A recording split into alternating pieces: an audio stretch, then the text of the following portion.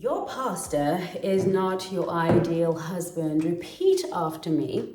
My pastor is not my ideal husband. My spiritual leader is not my ideal husband. The people and the men I respect, Barack Obama, leaders of the world, these are not my ideal husband. Yes, we continue with the Church Girl series and all the girls that are in and around in that space. If you are the kind of girl who who's prone to fairy tales, because this is also a Church Girl problem, I am going to be clearing things up for you in the month of March. We're going to be delving deep as we go forward, as I feel instructed and led by God to really lead you ladies into sobriety. Okay, I have the unfortunate task of bringing everybody to their senses. So let's get on with it. Whether you are Christian, non-Christian, Muslim, wherever you are from, this video is going to be helpful for you. My name is Chengi. I am your dating and relationship expert here at the Black Swan Relationship Academy, where we teach you ladies how to present as a high value, high status, and high worth woman. Where we also you can call us on the phone and speak to us for 5 minutes, 10 minutes, whatever you need to discuss. We are happy to listen to you and hear you out and give you some actions that can absolutely change your dating and relationship life. If that feels good and sounds good to you, then you are on the right channel. Okie dokie, I will see you right after this.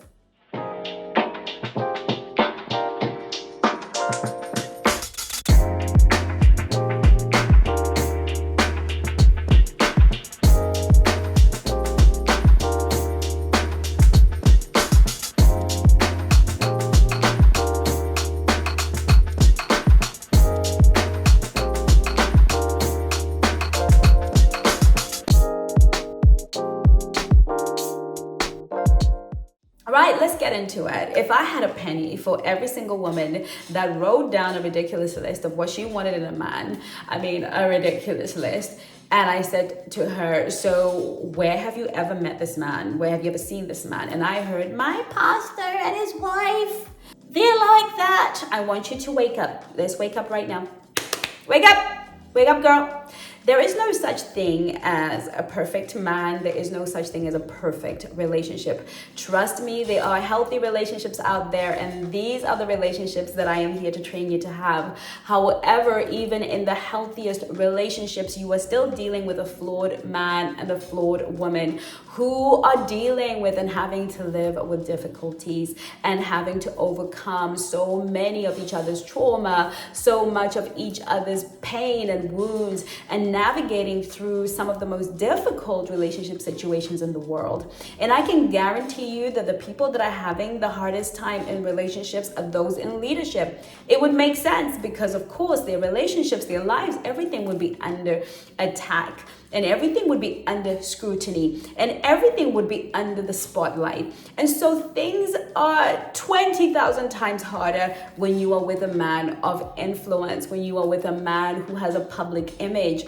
It is 20,000 times harder. And though when you are sitting in the pews and watching on and you see the charisma of your pastor and the power that he carries and the authority that he has, it's easy to nurse a little bit of a crush. And he might be married, so you might not. You might be that girl who's not about that life, and I hope you're not.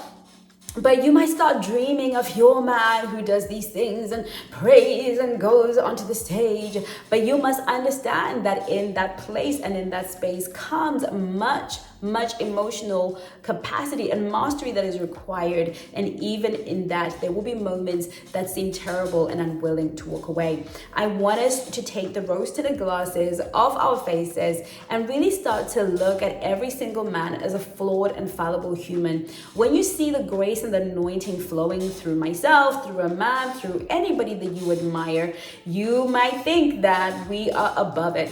I had a beautiful mentor, spiritual teacher, who used to say every single time she preached, I have the same grace to live out the message I'm preaching to you that you have. I don't get special grace. I don't get to be ahead of the curve. And I say that to you, my Black Swans. To the same measure that you must grow, I must grow. I must live out these things and be in truth with myself. It is easy to see a man of power, whether it is, in the finance world, in any world, a man with power is highly attractive. But again, we must understand that a man with power has much responsibility, and there is much that you as a woman will have to cope with. You are going to have to cope with the fact that that man will not be your man alone. You will share that man with the congregation. You will share that man with other women who need him. You will share that man in ways that will many of us cannot even begin to imagine. And you have to feel that part of you sharing him is part of your ministry, is part of your calling. And that this man, when he comes off the pulpit, when he comes out of that building, he is a guy like every other guy. He's got needs like every other guy. He's got brokenness and issues in his own life like every other guy. You are not getting the better, more evolved version of your pastor. You're simply getting a guy who you have to have and build a healthy relationship with. Some of us are out here praying for a husband instead of growing for a husband, evolving for a husband, becoming a wife. We're so busy praying it out through the night and worshiping it out through the night so that God can send us a husband, because we believe there is such a thing as a perfect man. All there is a prepared vessel. Are you a prepared vessel? Have you invested in your knowledge, wisdom, and understanding when it comes to relationships, to men, to what you need, to what they need? Are you aware, or are you just out here praying? Because girl, you're going to be praying for a long time. You have to abandon the idea that this is a man that is just so perfect, that is so good, that is so holy, that is so righteous. And you've got to stop watching these YouTube influencers with their born-again husbands who create these channels to make us all feel like these men exist. Even in that beautiful interview and all the wise things this man might be saying with his wife, and I'm not saying we should reject their ministry. I applaud it. I welcome it. I believe we need to see more images of healthy couples that are healthy and growing. I believe that's a good thing, but do not be deceived. This couple have their issues. They have issues that one day, 5 years from now, 2 years from now, may actually end that relationship and have your hearts broken. So many pastors go through divorces, male and female, because at the end of the day, even they will use their ministries to cover up and circumvent and try to not have to deal with themselves. No one is exempt from living out the human experience, regardless of how anointed they are. At the end of the day, we must live out the human experience. We must heal from our wounds. We must look at what is broken on the inside of us. And nobody, I mean nobody but Jesus is exempt. And even he did not exempt himself. Even he decided that he would come down and live on the planet like a man and experience everything that we experienced. No one is exempt. We all ultimately pay the piper. When you stop sitting in the pews looking forward and thinking that that man with the mic is the one that you need to find and emulate, you will begin to open yourself up to the truth about what really great guys are. Sometimes your guy is not the guy that can pray heaven and earth down to the earth. Maybe your guy is a man who's built his character and worked on his character, because ultimately character is the fruit of the spirit, and ultimately he is a man that is gentle. Ultimately he's a man that walks in wisdom and will dwell with you according to wisdom. He may not be that guy with the mic, but he's the guy that is a loyal and good servant, a man that impacts the lives of other people. We need to stop looking forward and frontward. We need to stop saying, oh, I want Barack Obama and I want this great leader, or whatever it is that we are seeing on the media or in our churches. We must realize that a good man doesn't always come in that form, and that your pastor's wife probably needs more support from you by how you behave in and around her husband, because one less scantily clad woman with a pure heart is gonna make that woman sleep a little bit better at night. Because no matter how secure we are in our relationships, no matter how we feel confident and comfortable, a woman can only take so much. I have observed and seen somehow y'all dressing to church. Okay, this is something a bit okay.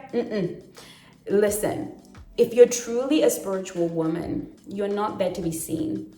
You're there to see and experience so much. Create a world for yourself where you are seen all the time. Create a world where you get the attention that you need in a healthy way. But when we come together in the congregation, this is not time for women to be clinging on to their husbands because your tits are out, okay, or your skirt is too short. I mean, look, they have to deal with their insecurities, but we must do everything that we can to dwell with each other in peace. We must do everything we can to show respect and honor to our partners. I was talking to my dear friend, Dr. Michelle Williams, and she was talking about, you know, the fact that when her husband's friend come around, she'll say hello, goodbye, and leave because she doesn't want anybody developing a crush on her. We're talking about how that is wisdom. In the same way, when I'm around my friends and their friends' husbands, I may not even wear a top like this. I will dress it down. I will make sure that in every way, shape, or form, I am showing honor and respect to the relationship. I'm not creating a seduction or a situation, unless of course he catches us out when we're somewhere else, but I'm not creating deliberately and consciously a situation that will cause there to be friction between my friends and her partner.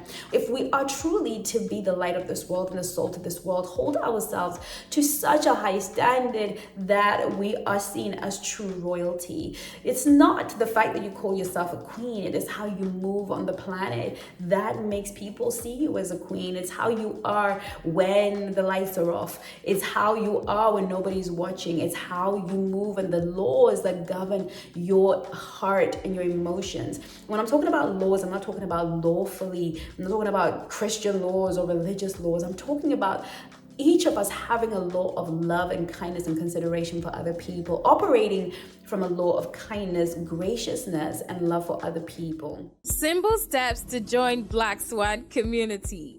Download the Black Swan app from either Google Play Store or Apple Store. Launch the app and tap on register. Put in your valid information, then tap and continue. Put in the verification code sent to your email to authenticate your account. Then log into your account. Be sure to accept all permissions displayed at installation stage to enjoy all the cool features in the app. You can now enjoy a community of high-value women with support from coaches and trainers. Book calls with coaches, chat, post, and interact with the community. Enjoy!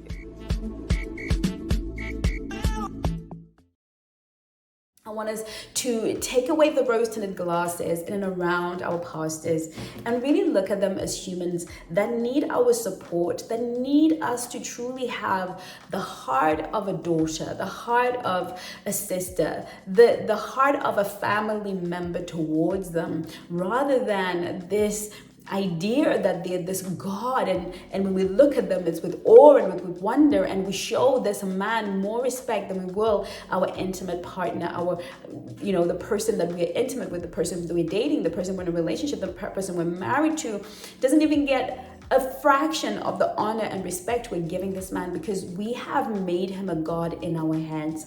I really want us to understand that this is toxic and it is problematic. And so many men who are of the clergy will take advantage of you. You know, many of you are being laid by your leaders because you are silly women. The Bible talks about silly women. Silly women are women who just believe in fantasies and little narratives that I'm going to be addressing over time. We're going to be talking about Esther. We're going to be talking about Ruth. We're going to be talking about these biblical characters that we've turned into fairy tale characters. And we're going to dig in and really look at the reality of what it is to be Ruth, the reality of what it is to be Esther. And really, by the time I'm done with you, you're going to be like, okay, it's all right. I'll be me. I don't need to be Esther. I don't need to be Ruth. I'll be me and I will walk my journey. So many of us have become open to molestation, sexual abuse, you know, all kinds of things because we are silly women, because we buy into this idea that there is this lofty human. We're all humans. We're being used by a supernatural God to do supernatural things. Ultimately, I am a woman.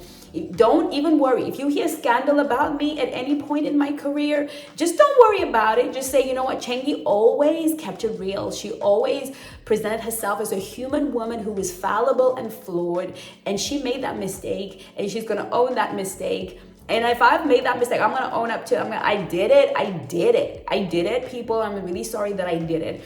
Because the reality of it is, I've got to live it out like you do.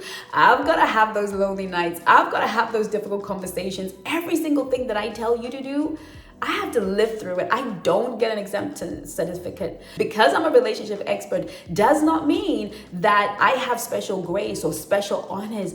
I have the same emotional battles you do. I have the same emotional fears that you do.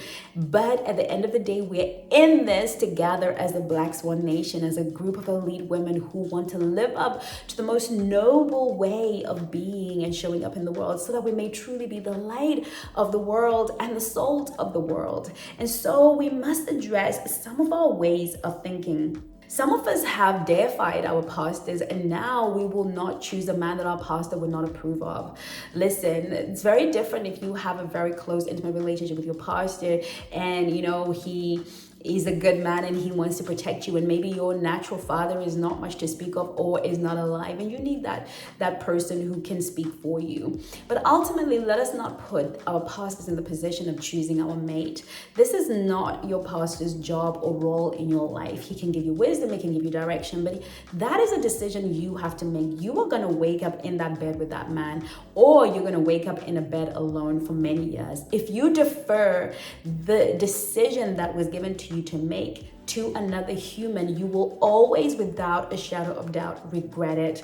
Yes, take wise counsel, but in the end, choose for yourself. Some of us are disqualifying men because they will not live up to the status of what has been preached in the pulpit. Some of us are disqualifying men because our pastor says he must pray over you, and because he's not praying over me, he's not the one. I want singleness to be lost in the church. It should be something that is lost unless it is a choice that you make and you feel you're called to that. But every woman that is crying out to God every New Year's Eve, every single day for a husband, must wake up to what I am saying to you. I know that these things will not be said on your pulpit, so I am using this pulpit to let y'all know that you can do better. And for those of us who are like, okay, girlfriend's all about church, there are loads of other videos that are not about that, but I want to speak to my sisters, because I woke up one New Year's morning on New Year's, and God said, so many of my daughters have been crying out to me last night. And I know that I haven't given you a mandate prior to go into the church and to get it right, but I'm giving you that mandate right now. Go in and tell them the truth and set my captives free. I want you to know that God has a good, wonderful husband for you, but there's so many blocks along the way and little habits that you've picked up within the religious world, and they're blocking you from finding love, okay? A lot of your pastors are dealing with violence, issuing it and receiving it. We are making him the standard for marriage. And I'm just reading my notes here for everything that I haven't said or should say, because I wanted to really speak to you from the heart. And many are evil shepherds, okay, who are collecting a lot of us for their harems. I need us to be awake right now, because there is an abundance, there is a release of husbands that God is bringing, but God can only provide. You can take a horse to water, but you cannot make it drink. Until we wake up to the stories we've been telling ourselves and have been told within the church and really come down to earth, we will indeed interface and be ready to recognize when our husband has come to the table. I love you so much, beautiful Black Swans, and I hope to see you in the Black Swan Nation. I hope to speak to you on the phone. Our coaches are waiting to speak to you. They love you. They want to speak to you. We want to love you. We want to speak to you. We want to help you. We want to change the world together. So this message is for you, my darling. I love you to the moon and back, and I will see you in my next video. In the meantime, do take care of you. Bye-bye now. Well done for coming to the end of this video. What I want to ask you is, what have you learned? What is your takeaway? And what are you going to start practicing right away? Those three things are how you are going to get the best out of every class here at the Black Swan Relationship Academy. Please put it in the comments so that we can all have a look. So I can have a look, the coaches can have a look, and I promise you, we read every comment. We may not be able to reply to every comment, but we read all of your comments, and we want to see how you are growing. And we will see you on the next video.